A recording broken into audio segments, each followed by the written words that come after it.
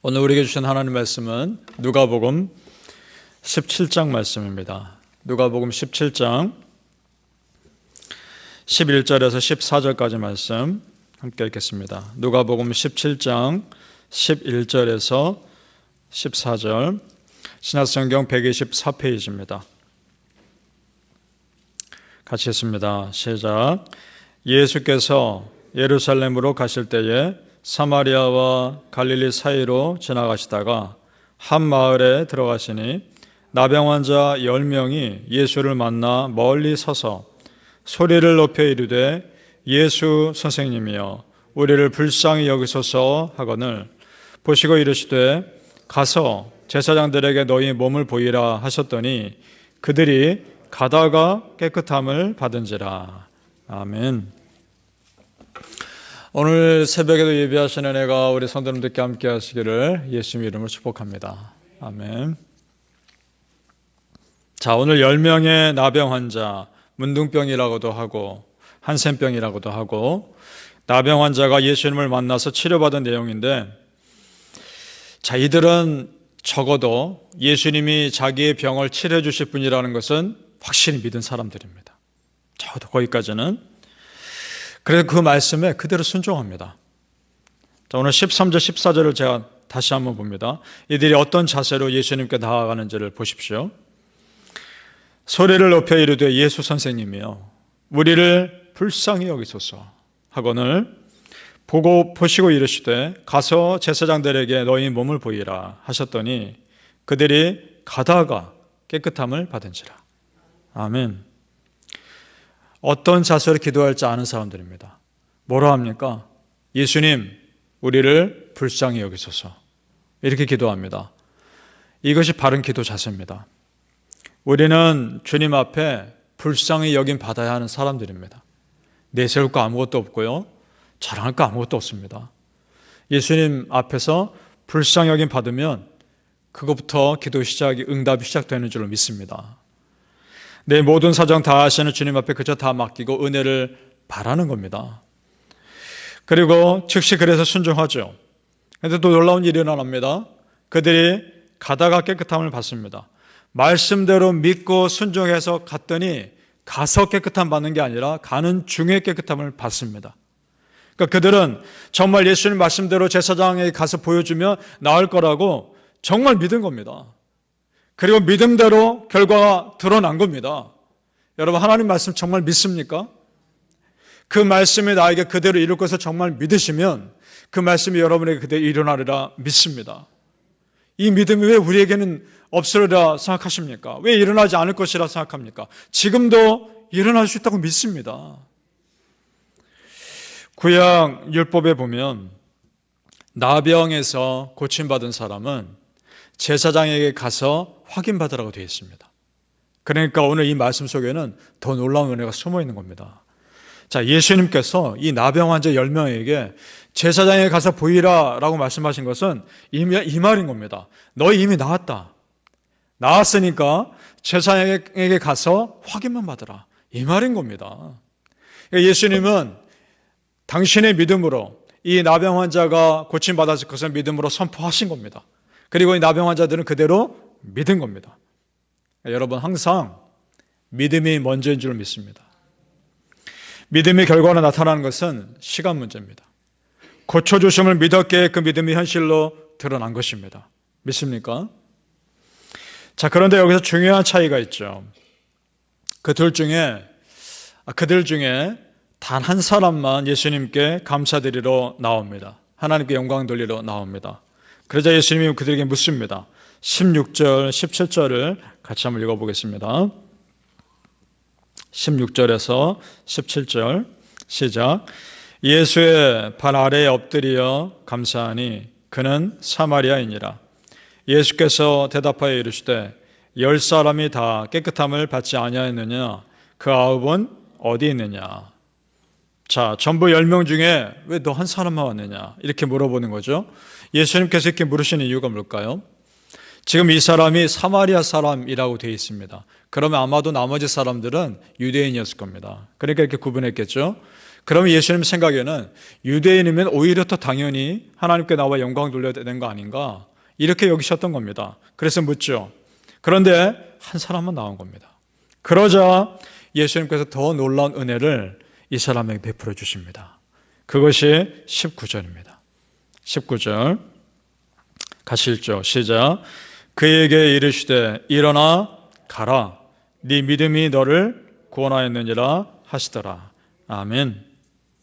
나병에서 고침받은 것도 대단한 일입니다. 그런데 그것과는 비교될 수 없는 구원받는 은혜를 허락해 주십니다. 놀랍지 않습니까? 자, 여러분, 어떤 차이가 있을까요?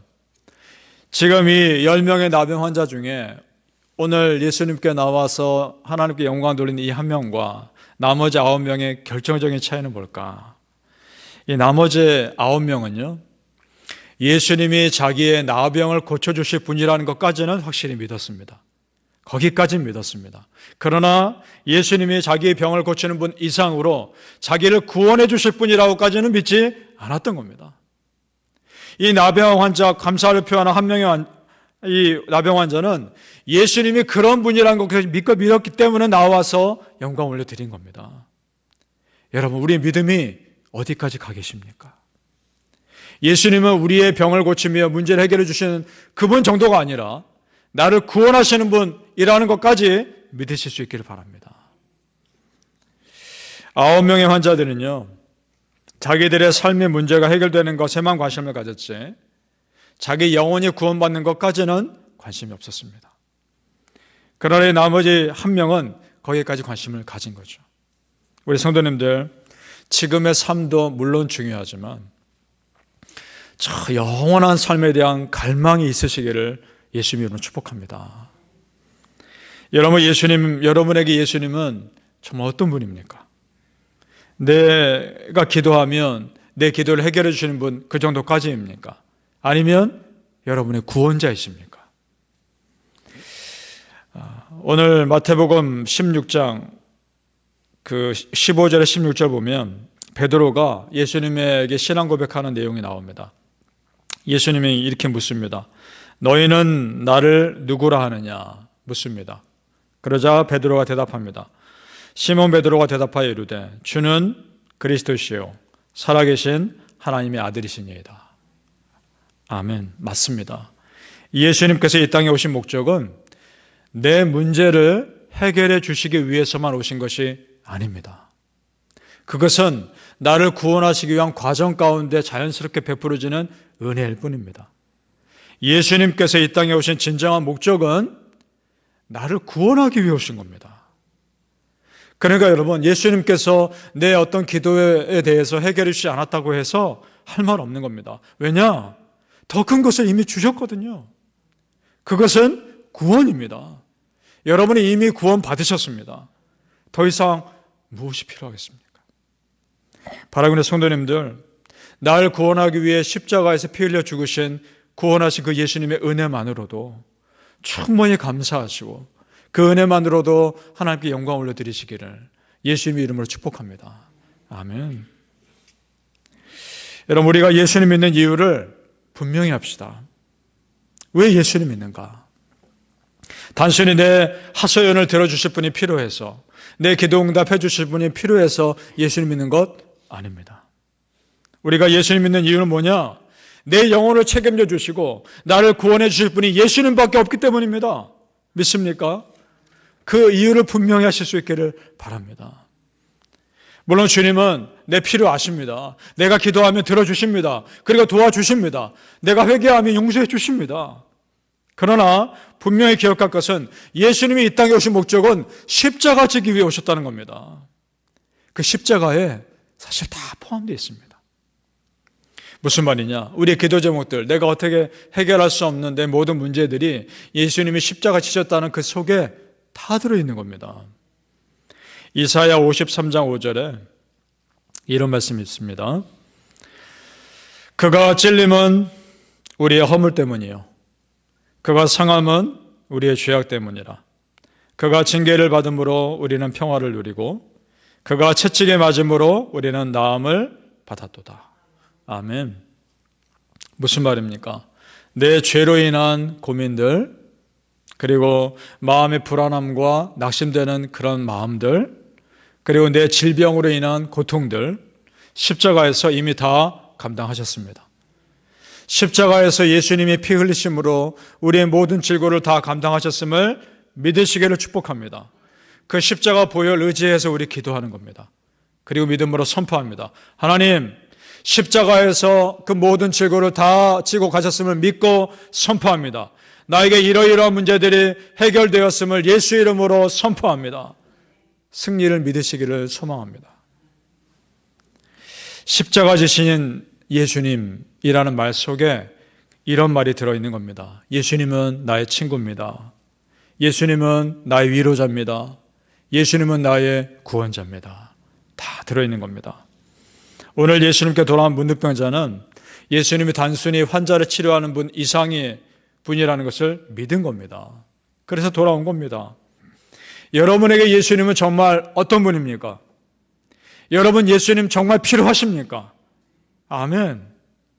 우리는 예수 없이는 살 수 없는 존재인 겁니다. 그런데 나머지 문둥병자들, 나병 환자들은 고침받은 후에 예수님이 더 이상 필요 없는 분이 되어버렸습니다. 왜냐? 아쉬울 게 없었거든요. 이제 자신의 몸이 깨끗하게 되고 그 유대 사회에서 살아가는데 아무런 불편함이 없었거든요. 살아가는 데 있어서는. 그래서 더 이상 예수님이 필요 없었던 겁니다. 그런데 여러분, 만약에 예수님이 없어도 내가 살아가는데 아무런 불편이 없으시다면 그것이 이상한 것인 겁니다. 내가 기도하지 않고 내가 말씀 읽지 않고 내가 예수님 의지하지 않는다면 내 영이 부대껴야 하는 겁니다. 내 영이 부대껴야 정상인 겁니다. 예수님 믿지 않고 예수님 의지하지 않는데도 내가 아무런 불편 없이 산다면 그것이 우리에게는 오히려 이상한 것이어야 하는 것입니다. 요한일서 5장 12절에 이런 말씀이 있습니다. 잘 들어보시기 바랍니다. 아들이 있는 자에게는 생명이 있고 아들이 없는 자에게는 생명이 없느니라. 아멘. 하나님의 아들 예수 그리스도가 있는 자는 생명이 있는 것이고 예수님이 그 안에 없는 자는 생명이 없는 겁니다. 살아있으나 그 영이 죽어있는 상태인 것입니다. 여러분, 우리가 그렇지 않기를 바라고 우리 주변의 사람들이 예수가 그 안에 있어 생명 있는 자들 되시기를 기도합시다. 그리고 그렇게 살아있는 믿음의 사람 될 수 있기를 우리가 믿음으로 복음을 전하며 기도합시다. 그 은혜가 여러분의 있기를 축복합니다. 우리 성도님들, 예수님 없이는 살 수 없는 존재라는 걸 정말 믿으시고 오늘도 내 영 살리시는 예수님께 간절히 기도하시며 예수님 오늘도 필요합니다. 오늘도 나와 함께해 주옵소서 기도하시기를 예수님 이름으로 축복합니다. 아멘. 기도하겠습니다. 아버지 하나님 감사합니다. 오늘도 우리는 예수님이 필요합니다. 예수님 없이는 살 수 없는 존재임을 믿습니다. 그 은혜가 우리 온 성도님들에게 함께 머물게 하여 주옵소서. 예수님 믿고 내가 기도할 수 있다는 것이 얼마나 감사한지, 내가 기도하면 예수님이 들으실 수 있다는 것이 얼마나 감사한지, 그러나 무엇보다 나를 구원하신 예수님이 계셔서 얼마나 감사한지 고백하게 하여 주옵소서. 십자가를 지셨다는 그 말씀 속에 이미 모든 것이 다 들어있음을 믿습니다. 십자가에서 나의 모든 질고를 다 지고 가셨고 나는 그 십자가 보혈 의지에 기도했을 때 내 모든 것들이 다 해결되는 은혜가 또한 누려지게 하여 주시옵소서. 우리 온 성도님들 오늘도 예수님이 필요합니다. 오늘도 예수님의 은혜 가운데 살게 하여 주시옵소서. 감사하며 예수님의 이름으로 기도합니다. 아멘.